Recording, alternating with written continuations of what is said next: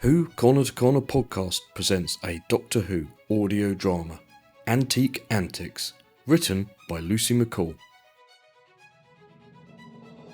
It was a warm day in June and the sun was shining brightly on the park. The flower borders glowed with colour and the gentle sound of the fountain seemed to cool the air and bring relief from the heat. In the centre of the park, around an ornate bandstand, the great Antiques picnic was in full swing. The experts were all at their tables and some members of the public were queuing to have the objects they had brought with them assessed, while others sat around on rugs or blankets to enjoy their picnics. The jewellery expert looked at his guest and smiled. Well, Mr. McKenzie, this is a fascinating object you brought. What can you tell us about it? Mr. McKenzie smiled, somewhat nervously, and remembered just in time that he wasn't supposed to look directly at the camera. It belonged to my father. He was very keen on metal detecting. He used to go out almost every weekend. And he found this? Yes, he found it a few years ago. He didn't know what it was. It looked like jewellery, but he didn't know how old it was. He thought it might be gold, so he reported it, and he took it to a museum, but they couldn't tell him much about it, so I thought I'd bring it along today. He sat back, relieved to have said his piece. The expert smiled again, and the camera focused in on the object, which was sitting on a cushion on a small table.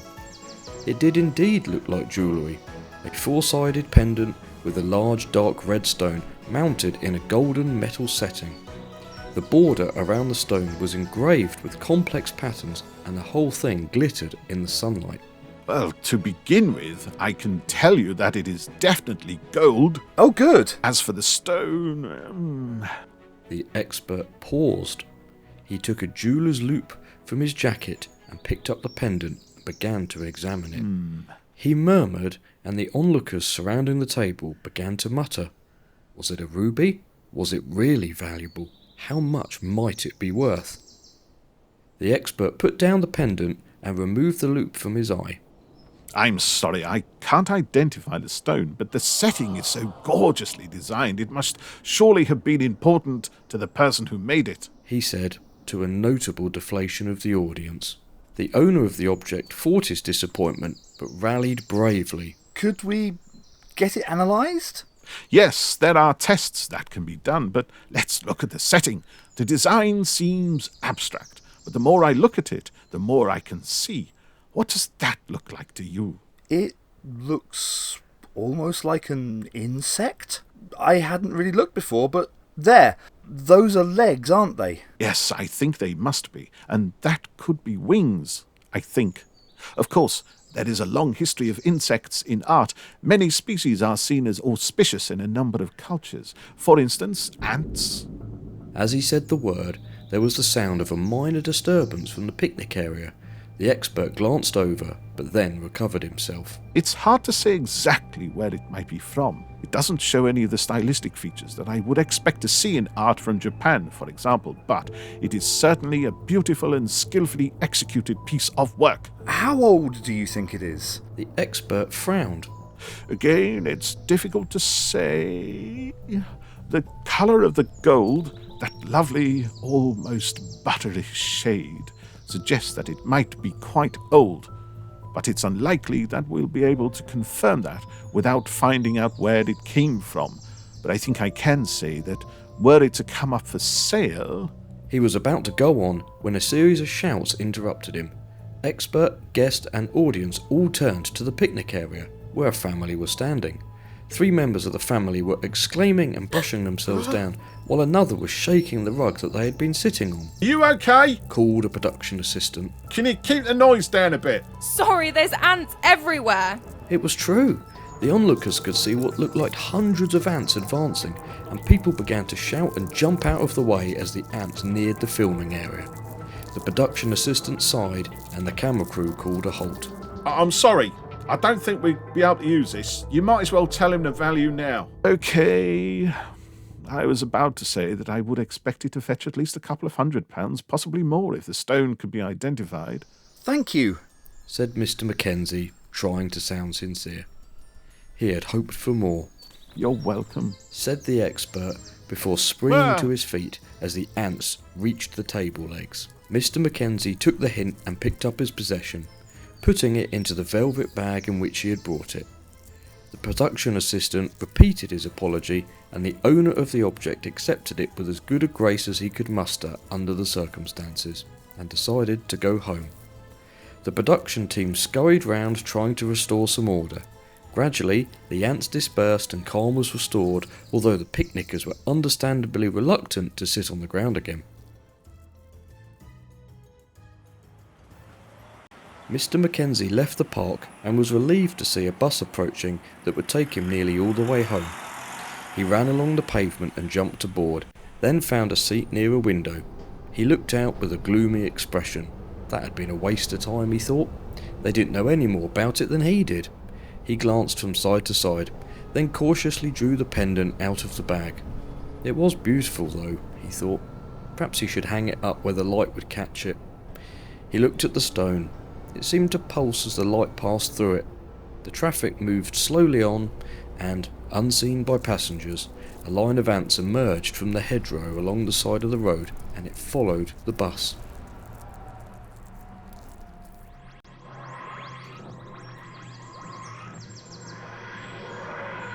Filming had ended and the clean-up was underway in the park when the TARDIS materialised under the branches of a spreading oak tree.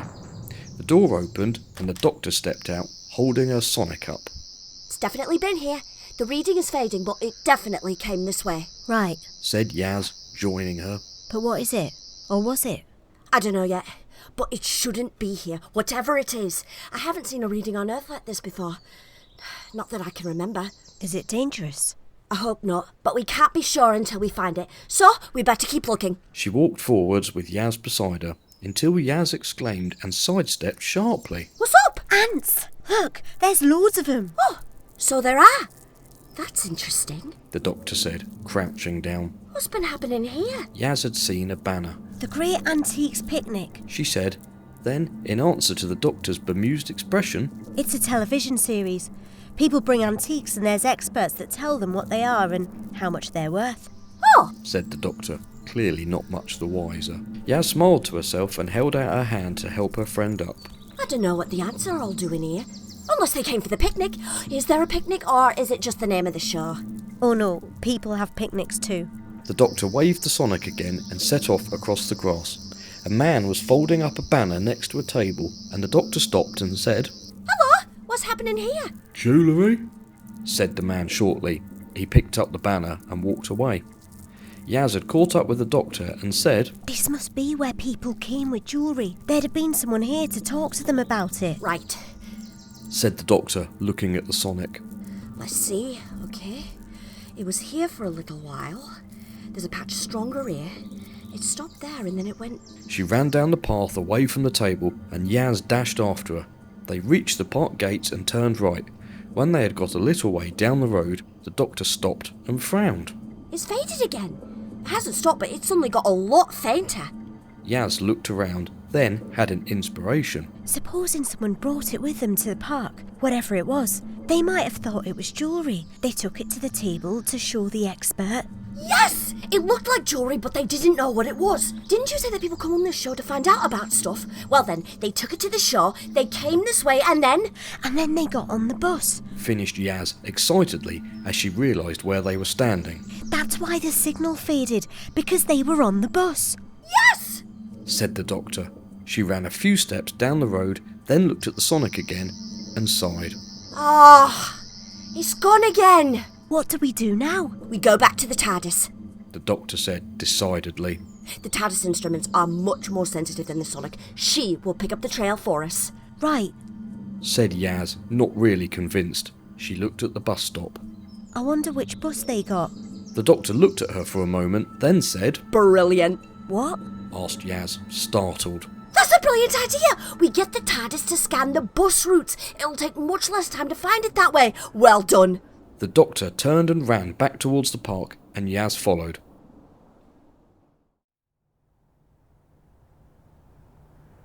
Mr. Mackenzie had reached his home without further incident. The pendant was tucked in his pocket, safely inside its velvet bag, As he opened the garden gate, he heard a voice from over the fence. All right, Mac? It was his neighbour, Bill. Usually he would have stopped to chat, but somehow he wasn't in the mood today. It would be rude to say nothing though, so he stopped and said, Yeah, not bad thanks, Bill. You? The neighbour smiled. Yeah, same here, mate. Got to keep on top of the weeding, you know how it is. Mr. McKenzie, or as he was known to his friends, Mac, nodded and turned away. See you later, said his neighbour. Mac grunted something that might have been, Yeah. and went indoors. He closed the front door behind him and sighed. What was the matter with him? Why was he sulking about the Antiques picnic? Mac sighed again, then smiled wryly. Stupid. It's gold. The bloke said it was special. Get over it. What he needed was a sit down and a cup of tea, and he would find somewhere to hang the pendant up so he could enjoy it. In fact, he would do that first. Mac went into the front room and looked around. That would do. He'd never liked that picture much, and it was close to the window. He took down the photo of a rather drab view of the Thames and hung the pendant on the hook in its place. The sunlight caught the stone and threw a dark red shadow onto the wall, and the gold mount sparkled. Nice. His spirits rising at last, Mac headed to the kitchen in search of tea. Outside, Bill continued to weed, tutting to himself as he tried to pull out a particularly obstreperous dandelion root. The next moment, he gasped. The lawn was covered in ants. They were coming towards him, hundreds and hundreds of them. Flipping heck. Bill picked up his tool basket and backed away until he bumped into the fence. He moved sideways along the fence until he reached his house, then flattened himself against the wall. Flipping heck, he said once more as he watched the ants move under the fence and into his neighbour's garden. Should he tell Mac? What would he say? Bill shook his head and moved slowly towards his front door. It was creepy. He must get indoors. Mac could look after himself. Having settled that, Bill went inside and slammed the door quickly behind him.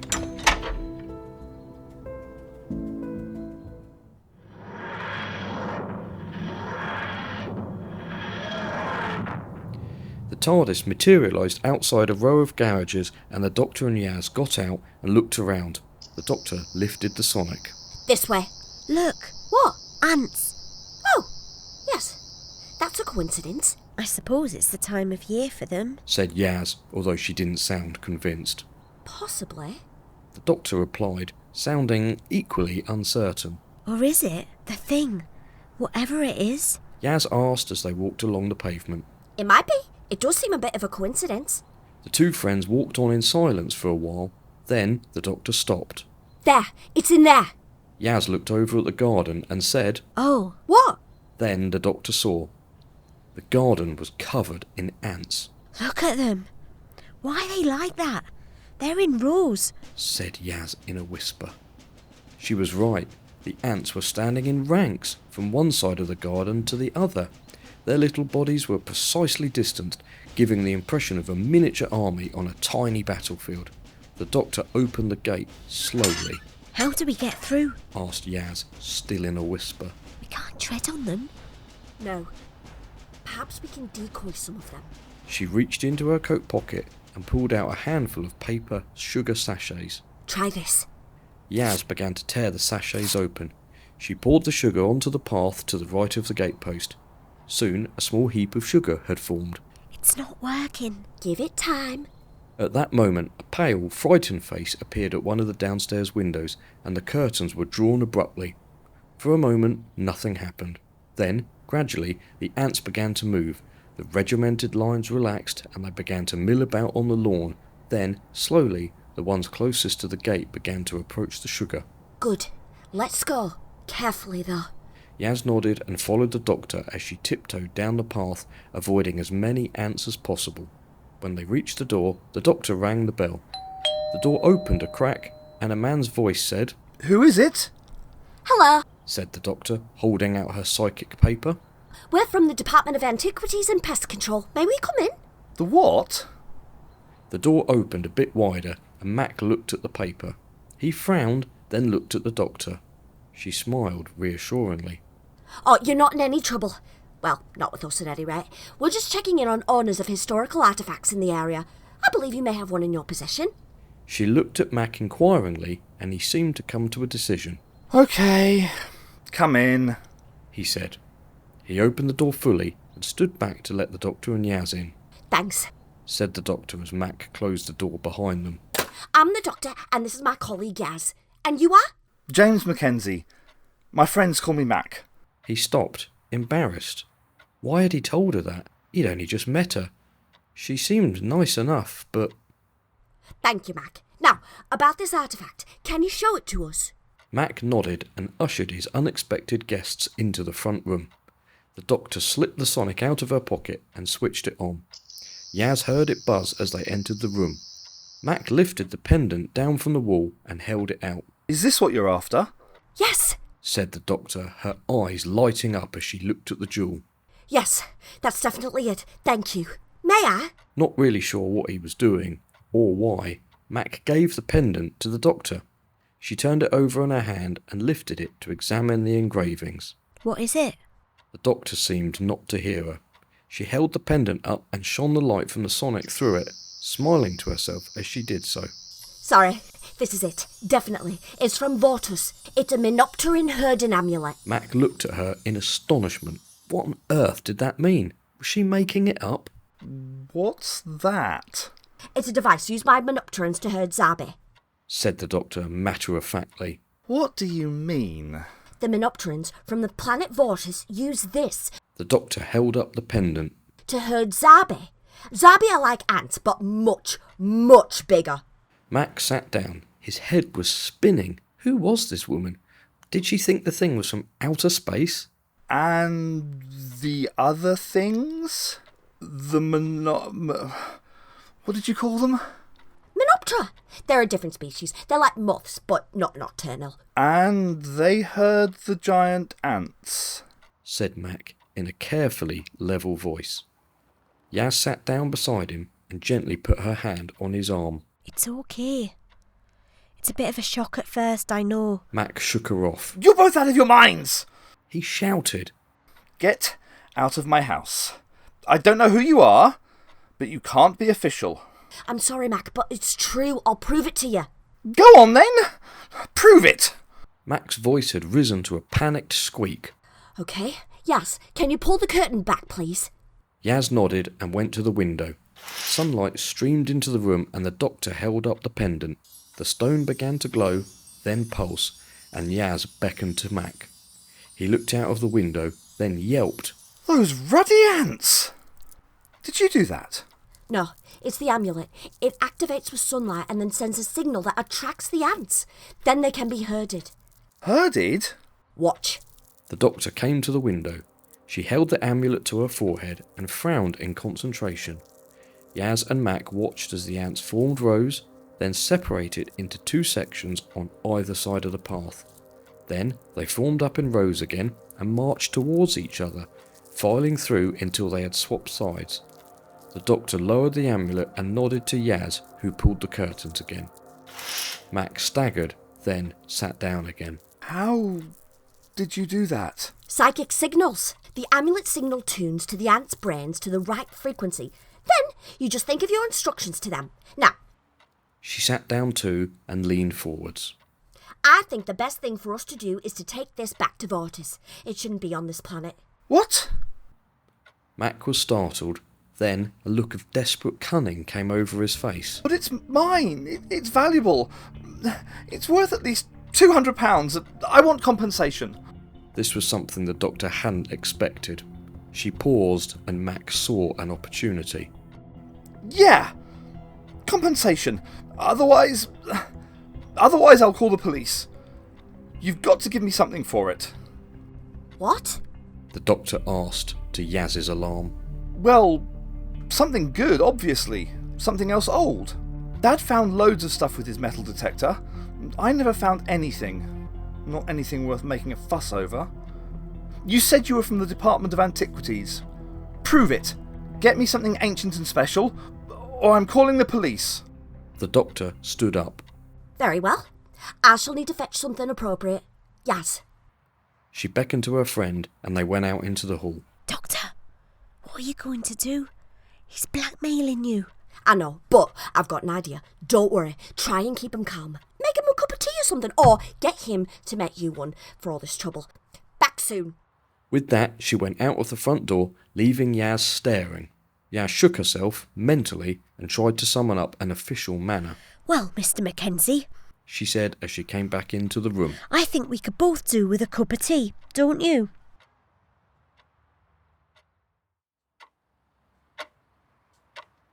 Half an hour had passed and an awkward silence had fallen. Yaz had tried and failed to engage Mac in conversation. They had drunk 2 cups of tea each and eaten several biscuits. Yaz was straining her ears for any sound of the TARDIS. At last, she heard the welcome noise of the materialisation. Mac looked at her but said nothing.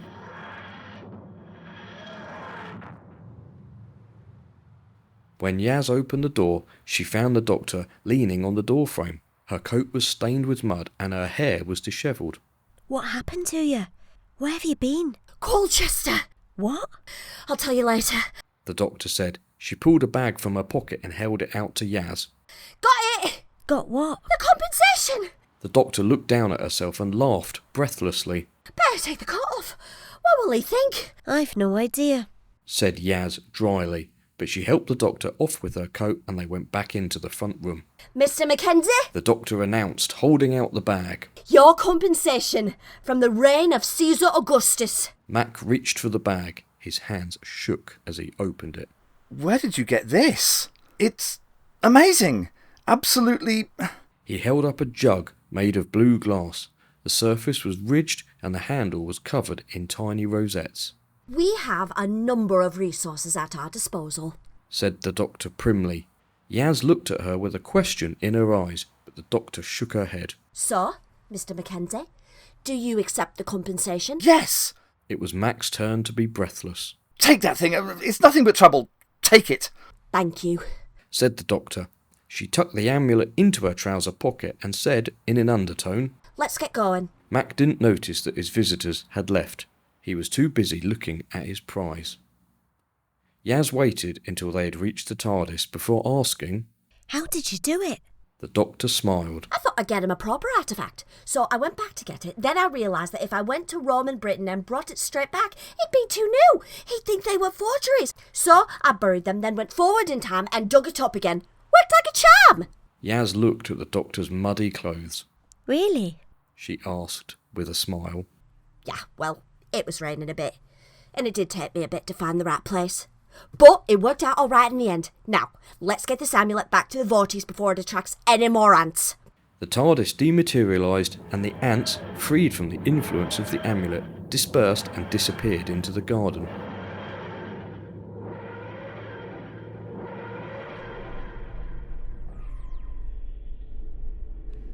It's funny, isn't it? How something can be lost and buried for years and years and then get found again. And when it gets found, people get so excited about it. It could be anything. An old pot, something someone threw away. Anything. Yes. Said the Doctor, smiling and reaching for a restoring custard cream. Time makes it special. And the skill of the makers. The people who made that jug were master crafters. But being able to touch something so old is precious. It's almost like time travel. She paused and smiled at Yaz. But not as good as the real thing, of course.